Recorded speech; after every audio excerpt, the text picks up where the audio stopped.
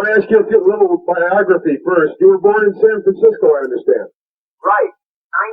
1940, November 27th, Sagittarius. Ah. A diplomat. And you moved to Hong Kong shortly after? Yes, when I was 3 months old. 3 months old, you moved to Hong Kong. Yes. And you were educated in Hong Kong?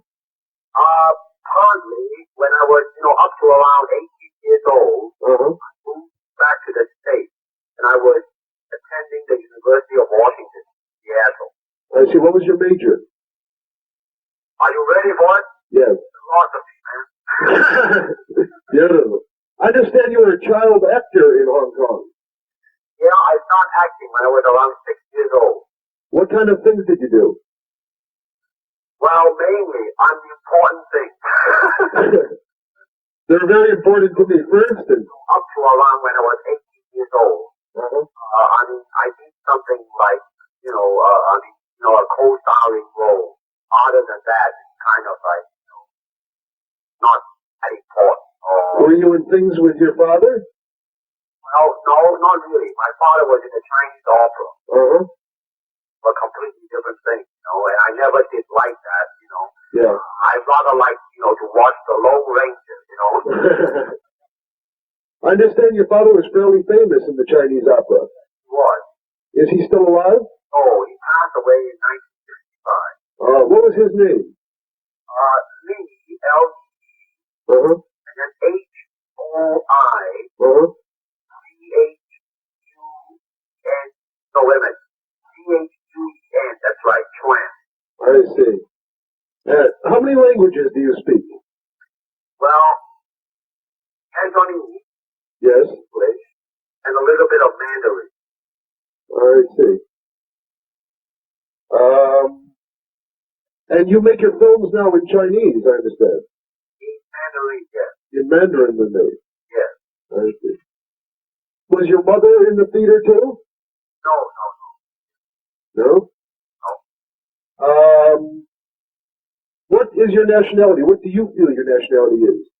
U.S., of course, because I hold a U.S. passport. I see. And, as soon as I finish with all these, things here, I would like to back and, just stay there. You will move back to the U.S. May I ask, what is your height? How tall are you? 5'7.5". 7.5. And your weight? 140. 140? And you don't have to answer this if you don't want to. What is your religion? None whatsoever. None? Do you believe in God? To be perfectly frank, I really do not. Okay. Did you ever have any other jobs besides being an actor? Yes. I was teaching martial arts. In the United States? Yes. In San Francisco or Los Angeles? Well, I had 3 schools. One in Oakland. One in Seattle. One in Los Angeles. And then later on, I just closed them, and just taught private lessons. What were they called?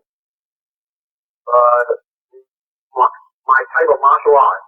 Well, you're in Jeet Kune Do? Yes, exactly. Is that what the school is called, the Jeet Kune Do school? Well, actually, I do not do school. I don't know whether you have read my Black Belt magazine article. Yes, I have. You have. Well, more and more I do, here is your 2 hands and 2 legs. And the thing is how to make good use of yourself, and that's about it. Style kind of restricts you to one way of doing it, and therefore limiting your human capacity. I see. You said in Black Belt that man, the living creature, the creating individual, is always more important than any established style. Does this mean that you change your style all the time in karate? I mean this. I mean that man is always a learning process. Whereas style is a concluding, established, solidified something, Yeah. You cannot do that, because you learn every day as you grow on. When did you begin studying the martial arts? At what age? When I started? Yes. 13. 13. Did you study with any famous sensei? Well, I studied under YIT-MAN. Uh-huh. Chinese, it's a Chinese art. That is the name of a man or the name of the art? The name of my instructor. I see. And what form of the martial arts was that? The style is WIN and then CHUN. Uh-huh. And is that anything, is that a Chinese form of karate? Well, actually, you cannot call it a Chinese form of karate because karate came after the Chinese Uh-huh. Kung Fu. Chinese Kung Fu, actually. Oh, it's Kung Fu. Yeah. All these karate and all these things came after that. Okay. Have you ever been married? Are you married? Oh, yeah. I got 2 kids. You do what you do. How long have you been married? Oh, I've been married now for around 9 years. 9 years. What is your wife's name? Linda. Linda. Is she Chinese or American? American. American. What are your hobbies? What do you do to relax? What do I do to relax? Yes. Work. And work out and doing the things that I want, like making things like that. How many hours a week do you spend practicing Jeet Kune Do? Average around 2 hours a day. About 2 hours a day. Yeah. Is there a difference? You said something in the Black Belt article that there's no difference between a Japanese martial artist and a Chinese martial artist who come to Jeet Kune Do. Could you explain? Well, you see, like many people that come to an instructor, most of them they say, hey man, like, what is the truth? You hand it over to me. So therefore, one guy would say, now I'll give you my Japanese way of doing this. Another guy would say, I'll give you the Chinese way of doing it. That's all alone because unless they are men with 2 hands or they are men with 4 legs, they are different ways of doing it. But if you only have 2 hands and 2 legs, nationalities don't mean anything. I mean, these you can say they're different approaches, you know. We certainly must not limit to one approach. Yeah. One approach with ourselves. Art is the expression of ourselves. Whereas if you go to a Japanese style, then you are expressing the Japanese style. You are not expressing yourself. You also say that life is a constant process of relating in talking about Jeet Kune Do. Yes. What do you mean by that? Well, you see, because, for instance, when I see a Japanese martial artist, I can see the advantage and I can see the disadvantage. In that sense, I'm relating to them. See? And man is living in a relationship. And in relationship, we grow. Yes. But this philosophy that you have, doesn't it go against much of what is taught in martial arts by normal instructors? Well, yes, because most of them, they are so doggone stubborn, you know? Yeah. I mean, 200 years ago, I am taught like this, therefore, you know. Yeah. If you maintain that type of attitude, I mean, you had it. I mean, you will be still practicing. I mean, you will never grow because, I mean, learning is a couple of things. It's a constant discovery thing.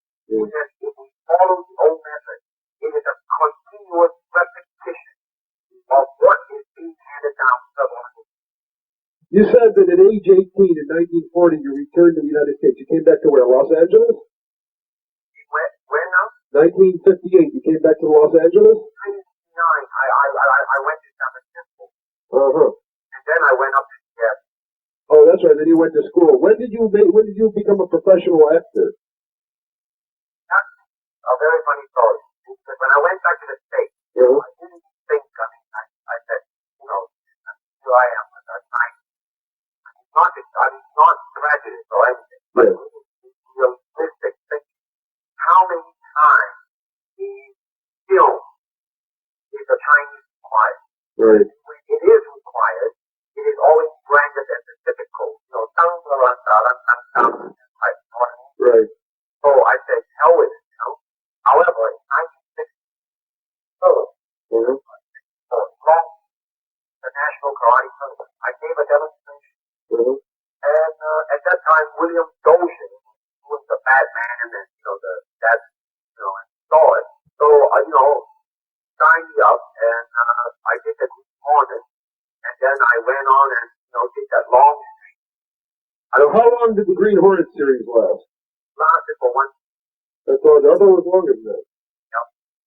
And then it went into rerun in the Orient and did much better than it did in this country, did it? Well, in a way, it established me here in Hong Kong. Uh-huh. Yeah. And then in you stayed in the States, did some Long Street episodes, and then... You see the one that I taught James Franciscus? No, I didn't see that. I heard about it, though. Yeah. Get a chance to. Paramount to show it to you. All right. Because it's worth seeing, really, because, that one, Sterling Philippon, Him and I, we sit down and we wrote that thing together, You and James Franciscus? Yeah.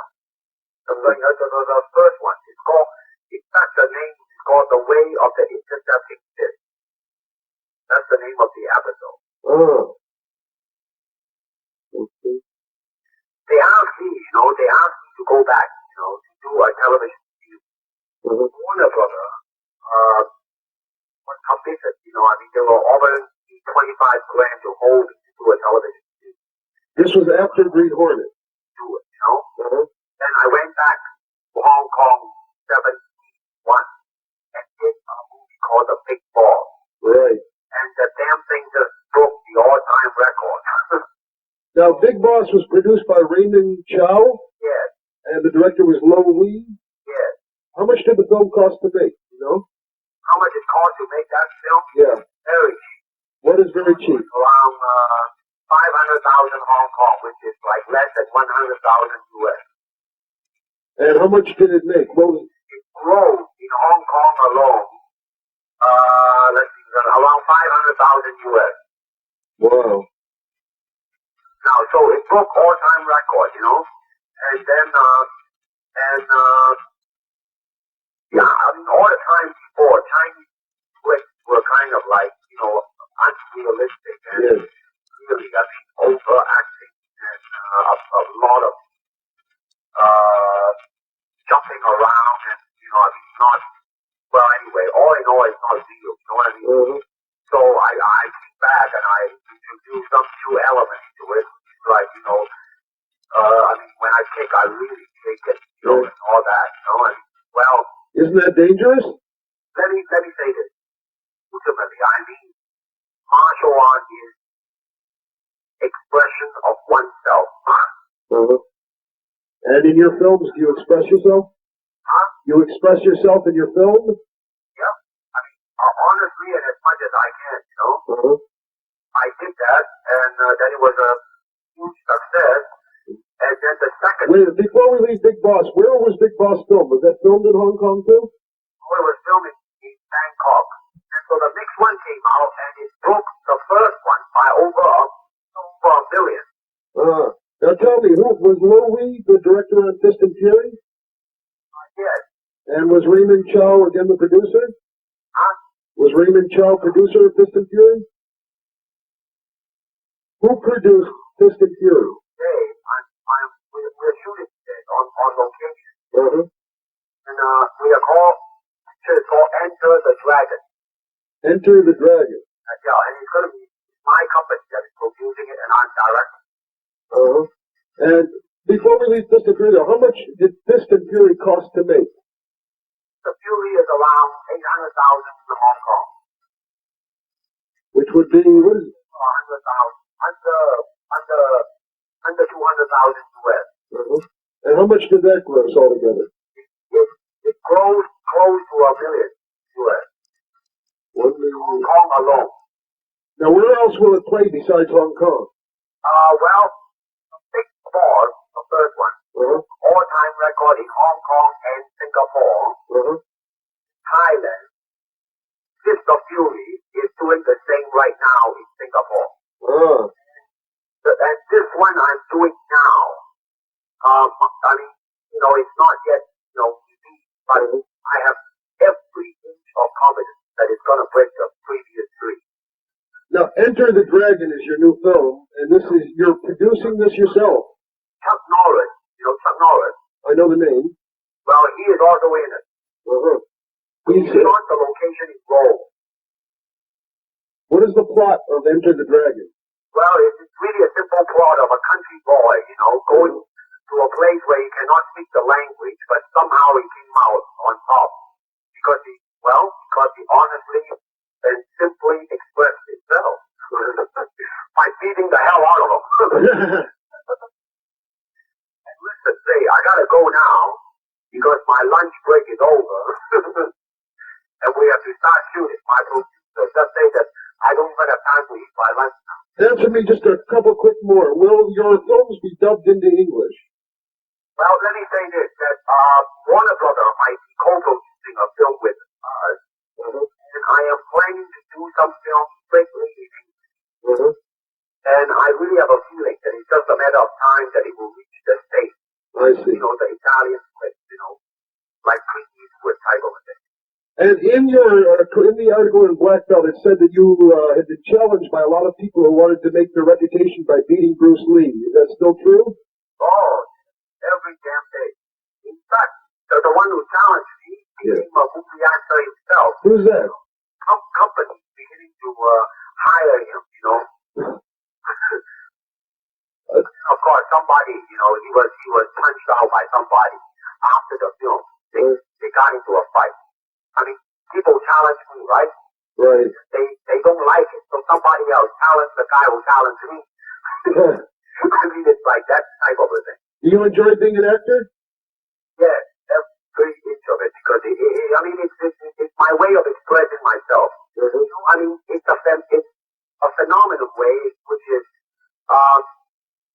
it never happened before. Like whoever, got me to sign a contract with another company, they will be getting, as a middleman, they will get 10 grand US. You believe that? I mean, it's getting to be like, I don't even believe it myself. Really? How has your life changed? Have you changed since you've gotten successful? I understand you're a cult figure in Hong Kong. You're very famous there.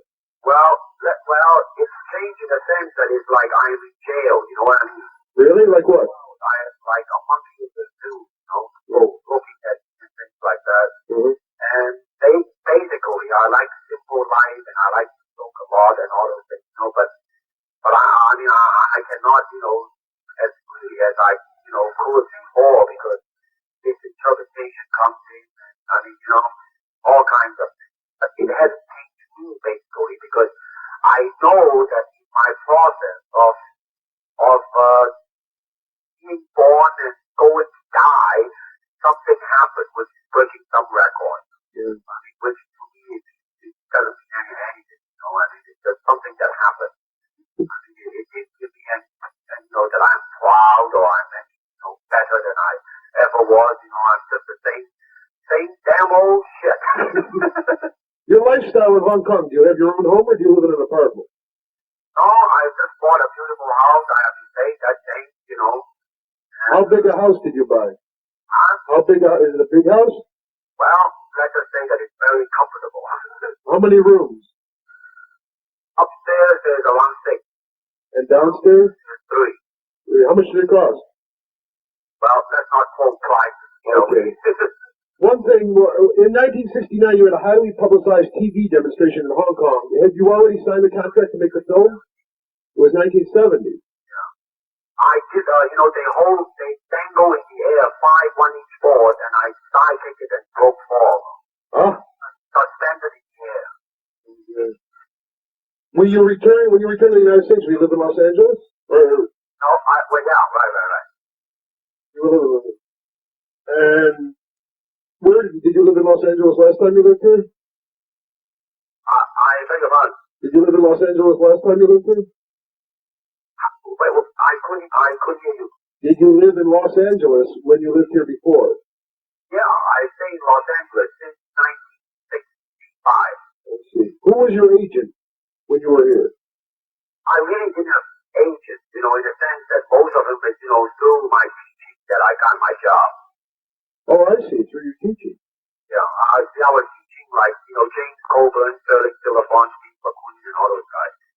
teaching them Jeet Kune Do? Yeah. And this was when you were acting or before? It was during and before. When you were doing the Green Hornet series or before? During the Green Hornet. You were teaching them Jeet Kune Do then. Were they good pupils? Hello, were they good pupils?